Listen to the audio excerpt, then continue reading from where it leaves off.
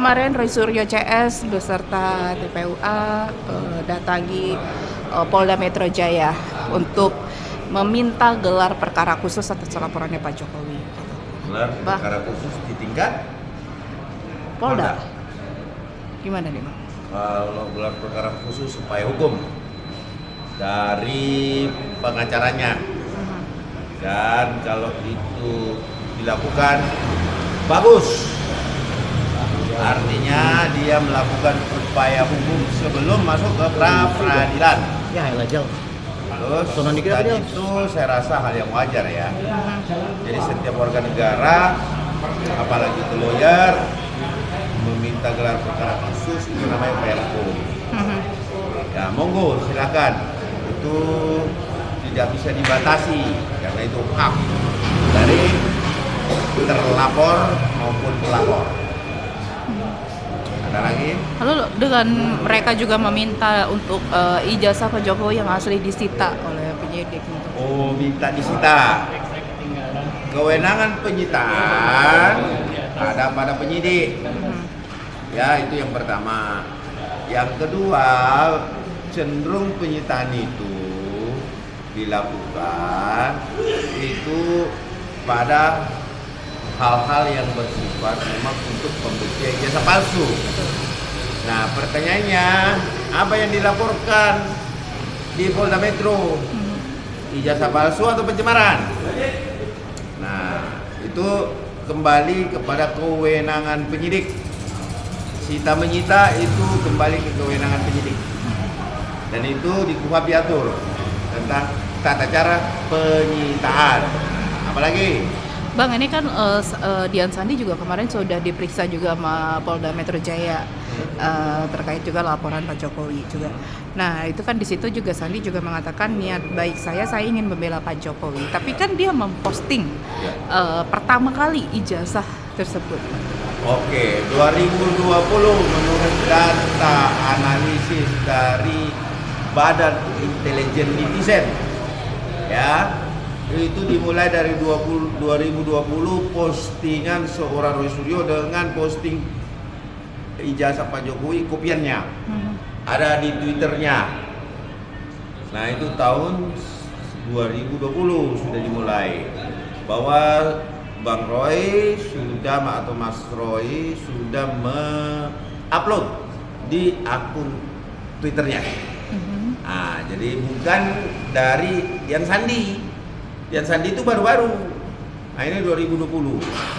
Gitu. Jadi kita jangan mencari kambing putih karena kambing hitam sudah nggak ada.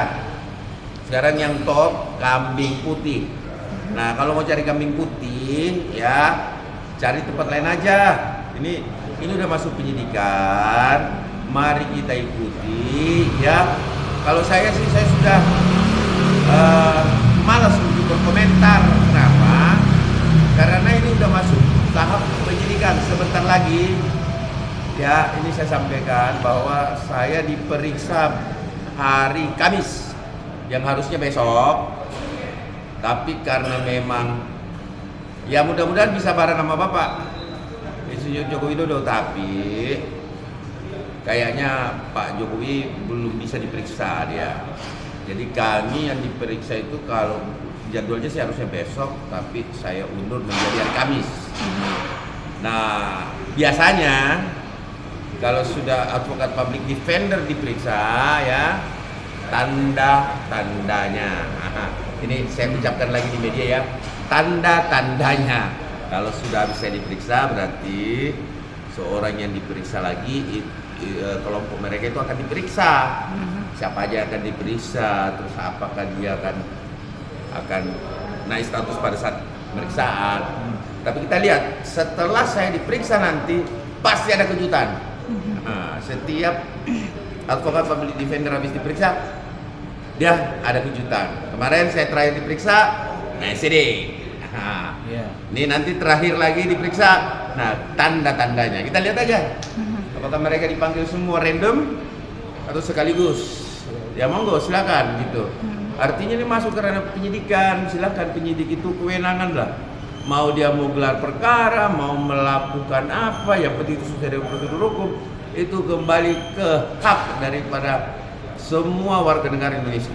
Oh, itu semacam hanya mengelur proses aja kali Bang, apa gimana Bang untuk gelar perkara itu? Bang? Gelar perkara khusus itu bukan mengulur. Itu kita lihat apakah itu nanti diminta oleh mereka, apakah diwujudkan oleh penyidik, itu kembali lagi kewenangan penyidik. Ya, kewenangan penyidik itu di Perkap itu. KUHP kan enggak. Jadi kita lihat aja apakah penyidik mau menerima itu sedangkan Perkap. Ya. Oke. Bang, setelah Bang, naik penyidikan, apa pesan Abang kepada Roy Suryo CS nih? Kuatkan batin, iman, sering-sering berkumpul sama keluarga. Bang, menanggapi soal Egy Sujana yang sudah melaporkan ke Amnesty International seperti apa, Bang? Saya tidak mau mengomentari Bang Egy. Kenapa? Saya nggak tahu keterlibatannya apa. Kita lihat aja. Ya, intinya bahwa kita konsen pada pemfitnah, ujaran kebencian, dendam, ya. Apalagi itu kayak dendam banget ya. Ya, kita lihat aja bagaimana motif di balik rangkaian dokter Tifa ini. Saya nggak tahu nih, dokter ahli ijazah atau apa. Saya nggak tahu nih. Teman-teman tahu nggak dokter Tifa itu dokter apa? Dokternya? Analis atau apa? Telematika atau apa? Hah? Atau mungkin ijazah Bapak Insinyur Joko Widodo lagi sakit atau apa mau diperiksa? Dikit-dikit tunjukin ijazahnya, kata dokter Tifa. Tunjukin ijazahnya baru dia mau diperiksa. Emang lagi sakit itu ijazah? Ya.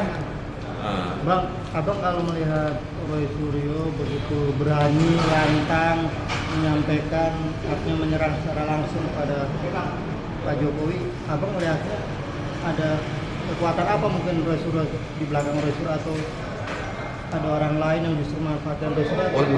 Abang melihatnya apa? Tinggi sekali nih anunya, grafiknya. Kalau gini loh, ini pasti saya sudah sampaikan kemarin ada grand design ya, grand design terkait persoalan ini. Kenapa saya bilang grand design? Dia tuh dari 2020 nih, saya nggak bilang Bang Roy, ya. Tetapi ini 2020 mulai terjadi tuh hal-hal ini. Kemudian timbul Fufafa, kemudian pemaksulan Gibran, ya. Kemudian dikorek juga tuh, dicoba ibu kita, Ibu Iriana. Tapi semuanya zong. Kenapa? Karena bisa gitu loh dibawa-bawa ke ranah politik. Kalau politik bertabrakan dengan hukum, yang menang tuh pasti hukum. Gitu loh. Kenapa? Karena hukum itu bukti, bukan isu. Nah ini gitu loh. Jadi kalau dikatakan ada grand design, pasti ada grand design. Semua bisa merasakan itu. Karena kenapa? Nggak berhenti menyerang keluarga Bapak Insinyur Joko Widodo gitu. Yang kami sayangkan adalah bahwa yang melakukan apa namanya, datang menggeruduk rumah Bapak rame-rame 3 bis, tunjukin ijazahnya, tunjukin ijazahnya, itu aja loh. Itu kan haknya beliau mau nunjukin atau enggak. Dan KIP ya, undang-undang KIP, Keterbukaan Informasi Publik, itu kan belum ada dari Komisi Informasi. Jadi gini loh, yang berhak nunjukin itu Bapak Joko Widodo, haknya dia mau tunjuk apa enggak. Kalau nggak mau ya jangan dipaksa, jangan diintervensi dong, jangan dipaksa. Dipaksa itu namanya intimidasi. Kalau kamu intimidasi ya berhadapan dengan hukum, gitu loh. Nah terus yang kedua adalah ya, yang paling membuat kami merasa miris, datang rame-rame duduk rumah, ya, mengintervensi Bapak, mengintimidasi Bapak. Tunjukin ijazah. Ini kan lucu, gini loh. Jadi inilah persoalan ijazah. Kalau kalian kangen pasti ketemu nanti ya pada saat sidang perintah pengadilan. Kalau perintah pengadilan loh ya. Nah, tapi kalau yang lain-lain, kontar dulu. Jadi skripsi ke UGM, ada tempat jadi UGM tuh. Yang lucunya skripsi itu UGM yang nyetak, ya, maaf, UGM yang menyimpan. Saya yang nyetak, salah ngomong ini protes lagi. UGM yang menyimpan, mau lihat skripsinya lihat di UGM, ya. Ijazah UGM yang ngeluarin, ya kan? Nah, yang perlu saya sampaikan kepada masyarakat Indonesia saat ini yang menjadi geli-geli banget, norak banget adalah bahwa ya yang mengeluarkan itu siapa? UGM. Skripsinya di mana? UGM. Nah, pertanyaan timbul sekarang. Ada yang S1 nggak sini? S1. Kamu punya S1 dikeluarkan sama siapa? Kampus. Kampus. Dapat sertifikat ijazah dari kampus. Oke. Sekarang skripsimu ada di kampus atau di mana? Satu ada di rumah kan? Satu ada di kampus. Nah, kalau didapat di kampus, keluaran kampus palsu menurut mereka. Palsu itu. Kamu ijazah wartawan ini S1 ini palsu semua. Palsu kalian itu. Karena di kampus kan? Nah, berarti ada oknum kampus yang mencetak kamu punya skripsi, yang mencetak kamu punya ijazah. Oknum kampus tuh, saya nggak percaya kalian itu asli, kecuali sudah diela, ya, oleh Suryo. Yes, kalau sudah diela sama dia, error level analysis. Wah, keren banget itu istilah. Aduh, udah pusing deh. Pokoknya intinya yang punya skripsi di kampus, yang punya ijazah di kampus, bisa saja palsu. Itu nggak benar itu. Oke. Harus diela dulu kalian. Pak, Ya. satu lagi Pak. Apa Kemarin lagi? juga Roy Suryo sempat menyinggung bahwasannya Pak Jokowi sudah dilakukan pemanggilan oleh penyidik, tapi malah beralasan sakit dan Ini loh, lebih dia memilih. kan pelapor.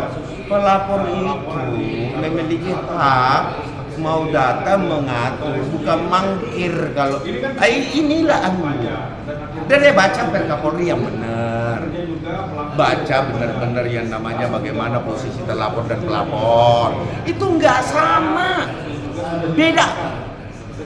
Penyidik sebenarnya nih kalau kita telah ada di Perkap, KUHAP, sebenarnya pelapor itu diwakili oleh polisi kepentingannya ya, diwakili kepentingan oleh jaksa sebagai perencanaan negara, gitu loh. Jadi bukan berarti ada kuasa hukum dari pihak pelapor itu adalah mendampingi dia sampai ke sana, tidak. Di situ nanti diserahkan pada negara, yaitu Kepolisian Negara Republik Indonesia, kemudian proses dilimpahkan lagi kepada kejaksaan sebagai. Ini sebutan untuk tun ya. Datun ya, acara negara, jaksa yang akan mewakili kepentingan dari terlapor. Jadi jangan diposisikan sama. Yang mangkir itu kalian kalau nggak datang. Tapi saya bagus, saya datang. Jadi jemput. Nah nanti ada yang rame-rame tuh. Wah, rame, ya. Jadi udah terserahlah. Kita ikuti proses hukum. Intinya kalau Anda tidak datang dengan laporan, aparat public defender tangkap. Gak ada urusan sama kalian. Tangkap. Ya. Bang, dikit lagi Bang. Ya. Ini kan Pak Iman juga sudah mengajukan gugatan ini untuk menggugat Roy Suryo CS juga akhirnya Bang. Apakah tapi kemarin dikatakan nama Roy Suryo itu nggak penting, nggak level. Yang mana? Gugatannya Pak Iman. Digugat 1,5 M. Nah, bukan hanya Pak Iman sebagai orang yang dirugikan, gini loh. Pak Iman ini korban loh. Mau dia nggak penting, mau dia penting, bukan penting buat Roy atau Roy CS. Pak Iman itu penting untuk dirinya sendiri, mengembalikan nama baiknya, martabatnya Pak Iman. Walaupun dia tidak selevel dengan Roy Suryo. Roy Suryo kan menteri itu, ya dia wamen deh. Jangan ngeremehin orang lah, bos. Semakin kita berdarah biru, bos, semakin menghargai, jangan tidak menghargai orang. Lu lihat tuh orang-orang keraton, orang-orang apa tata bahasanya, menghargai orang lain lembut. Kalau yang kayak gini mah, aduh aku juga Aku bingung ada seorang yang bertulang darah biru, tetapi kok ngeneng gitu. Aduh udahlah, intinya urusan Paiman itu aja, nggak usah kita berspekulasi. Hanya Paiman melaporkannya warga negara juga.